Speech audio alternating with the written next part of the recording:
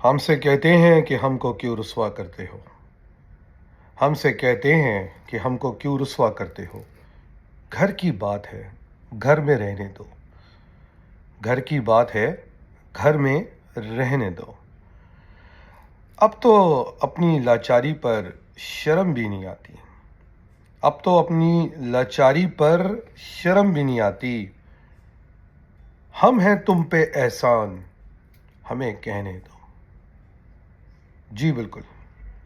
آج کل کچھ ایسے ہی شکوے شکایت کیے جاتے ہیں کہ کیوں میں آپ لوگوں کو سچ بتانے کی کوشش کرتا ہوں. میں کیوں یہ احساس دلانے کی کوشش کرتا ہوں کہ غلطی ہمارے اپنے اندر ہے. ہم ساری دنیا پہ الزام لگا سکتے ہیں مگر ہمیں اپنے اندر اپنے گریبان میں جھانک کر ٹٹولنا چاہیے کہ وہ کیا محرکات تھے, وہ کون لوگ تھے کہ جن کی وجہ سے آج ہم کو, کراچی والوں کو, شہر سندھ کو اور مہاجروں کو یہ دن دیکھنا پڑ رہا ہے. آج میں بہت غصے میں ہوں, اور اس لیے نہیں کہ کوئی نیا ہوا ہے, اس لیے کہ مجھے سمجھ نہیں آتی کہ اتنا کچھ کرنے کے باوجود, اتنا سمجھانے کے باوجود بھی کچھ لوگ آج بھی اس غلط فہمی کا شکار ہیں کہ جیسے کہ ہم قوم میں کوئی تقسیم پیدا کر رہے ہیں. یہی باتیں کفار مکہ بھی کرتے تھے کہ جب ان کو اسلام کا راستہ بتایا جاتا تھا. یہی باتیں یزید کی فوج بھی کرتی تھی جب امام حسین اپنا لشکر لے کے کربلا پہنچے تھے. وہ لشکر کیا 72 لوگ تھے ٹوٹل, مگر وہ اس لشکر سے بڑے تھے جو ان کو ختم کرنے کے لیے, نیست و نابود کرنے کے لیے وہاں پہنچا ہوا تھا. کل 2 واقعات ہوئے. ایک واقعے میں آپ نے دیکھا کہ ایم کیو ایم کے ایک لیڈر جس کا نام سید مصطفیٰ کمال ہے, اس نے نیشنل انٹرسٹ میں ایک ویکسین کے لیے جس کے خلاف لوگ فتوے لگا رہے تھے, آوازیں اٹھا رہے تھے, اپنی سگی بیٹی کو سب سے پہلے استعمال کروائی اور وہ لیڈرشپ اگزامپل سیٹ کر دی جو کہ ایک لیڈر کی نشانی ہے.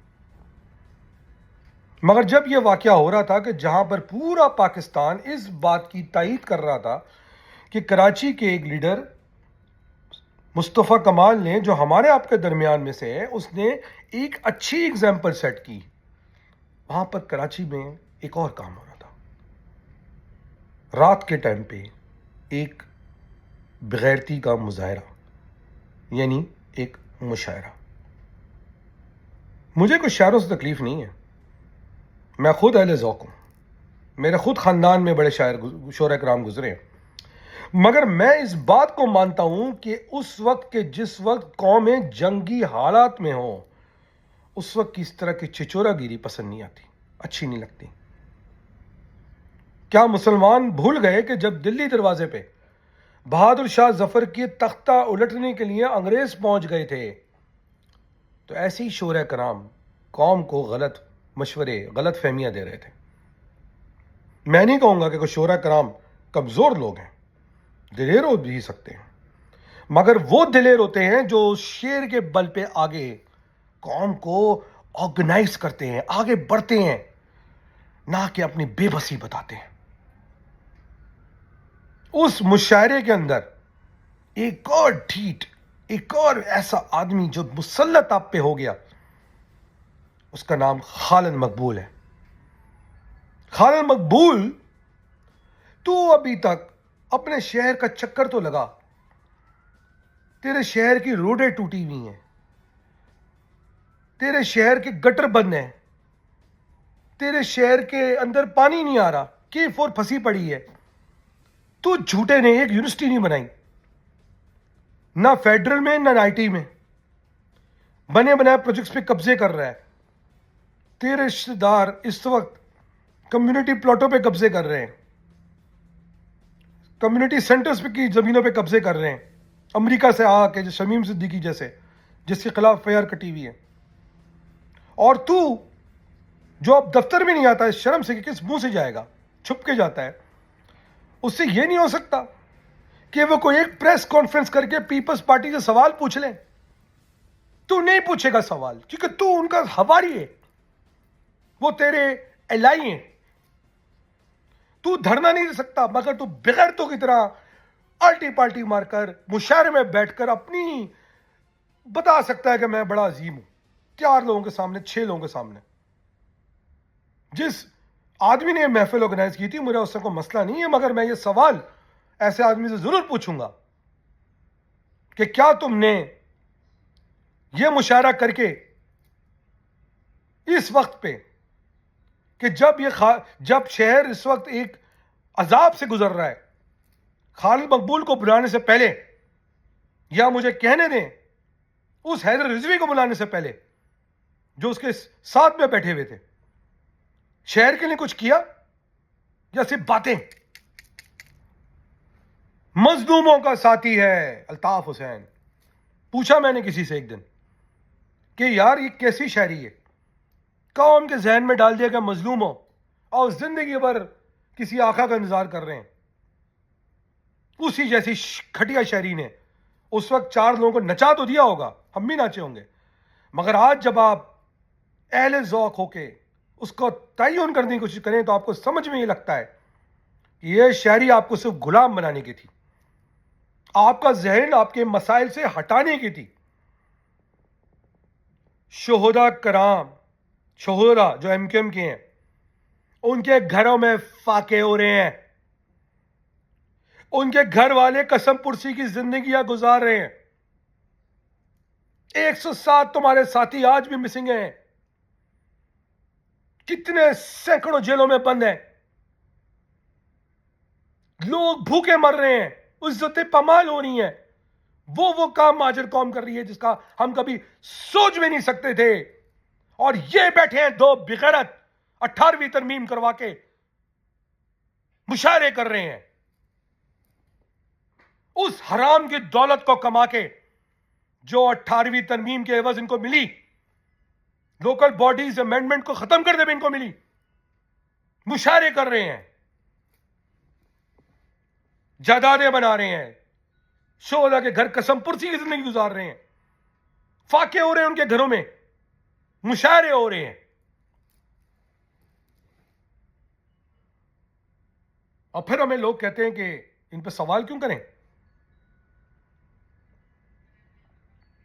ہو سکتا ہے آپ میں سے کچھ لوگ ایسی بغیرتی کی زندگی گزارنے کو ترجیح دیتے ہو سکتا ہے کہ آپ میں سے کچھ لوگ اتنے بیس ہوں کہ ان کی صحت پہ کوئی فرق نہیں پڑتا ہو مگر میں یہاں پر بھی بیٹھ کے مشاعرے کر سکتا ہوں جاتا بھی ہوں. اللہ کا شکر ہے جو کرتا ہوں آپ کے اوپر نہیں اپنی محنت سے کرتا ہوں قوم کی بھڑوت کھا کے نہیں کرتا 18ویں ترمیم کرا کے اس کے عوض میں ملنے والی جائیداد کے عوض نہیں کرتا. مہاجر بچوں کو نوکریوں سے نکلوا کے صرف اس لیے کہ وہ صحیح بات کر رہے ہیں ان کی یونیورسٹیز پہ ان کے پلاٹوں پہ ان کی زمینوں پہ ان کی چھتوں پہ ان کی عورتوں پہ ان کے مال پہ قبضہ کر کے نہیں کرتا.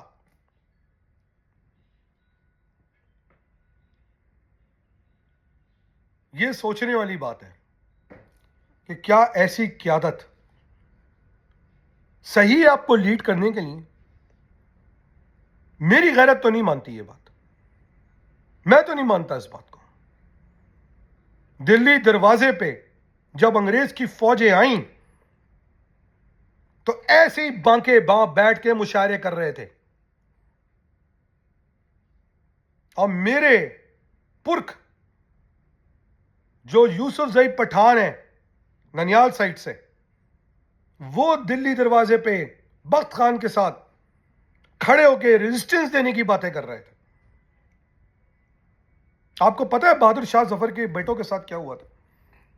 ان کے 2 بڑے بیٹوں نے ایسی بانکوں کے باتوں میں آ کر انگریزوں کے آگے سرنڈر کر دیا. بخت خان کہتا رہا کہ آپ ہمارے ساتھ چلیں اور ہم ان کو ریزسٹ کریں گے. 3000 کی نفری لایا تک جس سے منہ دیا انگریزوں کو. ایسی بانکیں دلی دروازے کے چاروں طرف بیٹھے ہوں گے مگر وہ کھڑے نہیں ہوئے شاعریاں کر رہے تھے مشاعرے کر رہے تھے. جب انگریزوں نے بہادر شاہ ظفر کی کو وہ ڈیفیٹ دے دی تو ان کی 2 بڑے بیٹے ہمایوں کے مقبرے پہ لے گئے کہ ہاں یہاں پر سرنڈر کی ٹریٹی سائن کرتے ہیں. آپ کو پتا ہے انگریزوں نے کیا کیا؟ ان دونوں بڑوں بیٹوں کے سر وہیں کے وہیں قلم کر دیے. جو تصویر آپ کو دکھتی ہے بہادر شاہ ظفر کی، وہ اپنے 2 چھوٹے بیٹوں کے ساتھ دکھتی ہے. انگریزوں نے سوچا کہ یہ ہمیں بھی کمزور کر دیں گے. آج وہی بانکے آپ کو اپنی لفاظی میں پھنسا رہے ہیں، شاعری میں پھنسا رہے ہیں. کیسے کریکٹر ہیں، کیسے کریکٹر ہیں. بہت ساری باتیں ہیں جو آپ کو بتائی بھی نہیں جا سکتی. یہ اور لنڈن دونوں ایک ہیں. آپ لوگ ان کے لیے قربانیاں دیتے ہیں، اسیریاں کاٹتے ہیں، جیلوں میں جاتے ہیں، اور یہ آپ کو اندر ڈالنے کے بعد آپ کی عورتوں پہ، آپ کی عزتوں پہ نظر رکھتے ہیں. ایسے بغیرت لوگ ہیں.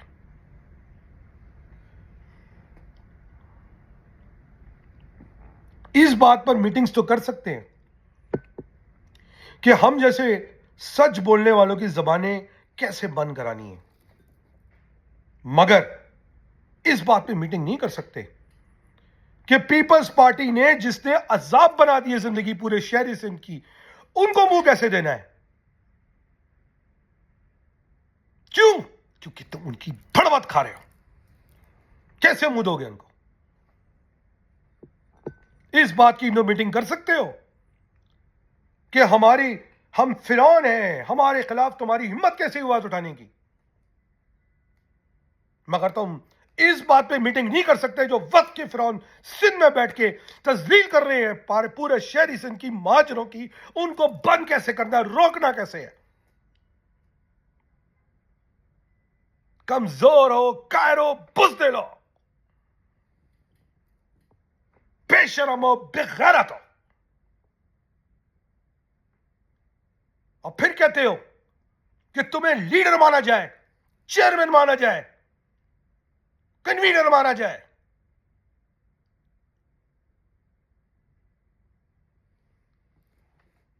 نوٹنکی. مجھے بانکوں سے بھی کوئی پرابلم نہیں ہے، مجھے شورا کرام سے بھی کوئی پرابلم نہیں ہے، مجھے اس بغیرت سے بھی پرابلم نہیں ہے جس نے مشاعرہ اپنے گھر پہ کروایا. ان کا کیا قصور ہے؟ درباروں میں کھڑے ہوتے تھے نا تعریفیں کر کے محفل لوٹنے کے لیے کہ شاید کچھ مل جائے. مگر مجھے ان سے پرابلم ہے کہ جو اس بغیرتی کے ساتھ کھڑے ہوتے ہیں. دو چیزیں کلیئر ہیں. ایک آدمی قوم کو دلدل سے نکالتا ہے، اس کے بچوں کو مرنے سے بچاتا ہے، ان کی لاشیں آنے سے روکتا ہے، اور اپنی بیٹی تک کو آگے کر دیتا ہے. اور یہ شاعریاں کر رہے ہیں، بیٹھ کے بول رہے ہیں کہ انہوں نے بولنا سکھایا. تمہاری اوقات ہے؟ تم نے سکھایا؟ انڈیا کا پاسپورٹ لے کے امریکہ بھاگنے والوں سے سیکھنے کی ضرورت نہیں ہے. کینیڈا میں جا کے چھپ کے بیٹھنے والوں سے بات سننے کی ضرورت نہیں ہے. 18ویں ترمیم پہ قوم کو بیچ کے اپنی جائیدادیں بنا کے اس میں نشان امتیاز لینے والوں سے لیکچر لینے کی ضرورت نہیں ہے. آج بھی دل میں الطاف حسین کے لیے، جو پاکستان کا غدار ہے، جس کو پیٹھ پہ تم لوگ بھائی کہتے ہو، اسے رابطے کرتے ہو، ہمیں ایسے لوگوں سے مشورہ لینے کی ضرورت نہیں ہے.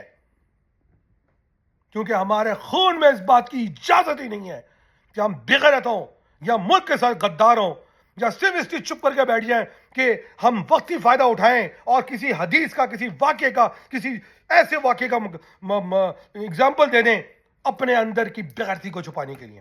یزید نے بھی یہ باتیں کی ہوں گی اپنے ساتھ. یہ باتیں تمہیں بتانا ضروری ہے مہاجروں، شہری سندھ کے لوگوں. کب تک تم یہ بکواس برداشت کرو گے؟ کب تک برداشت کرو گے؟ کتنی دور ہے وہ دن تم کہتے ہو کہ ایم کیو ایم کمزور ہو گئی. ایم کیو ایم ایم کے مضبوط ہوگی جب تم جیسے صحیح لوگ، کاشف امین جیسے صحیح لوگ، ایاز حسن جیسے صحیح لوگ اور سینکڑوں اور کارکن کھڑے ہوں گے. عالم بغاوت مصطفیٰ کمال انیس بھائی کھڑا کر چکے تھے. تم لوگ کہتے ہو کہ یہ غلط ہے. کیا ایسی بگڑتی کی زندگی گزارنا چاہتے ہو؟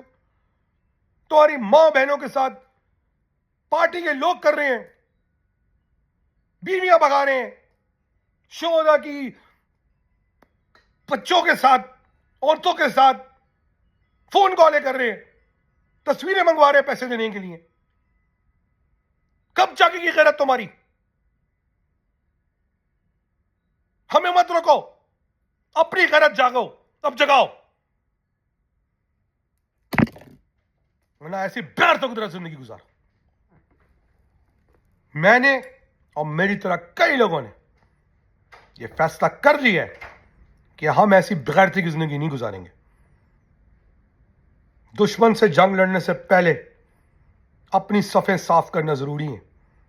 اپنی صفوں میں چھپے بغیرت، قائر، ڈرپوک اور ایسے غلیظ لوگ آئیڈینٹیفائی کرنا ضروری ہے.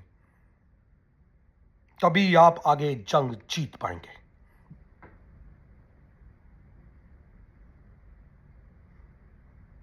بہرحال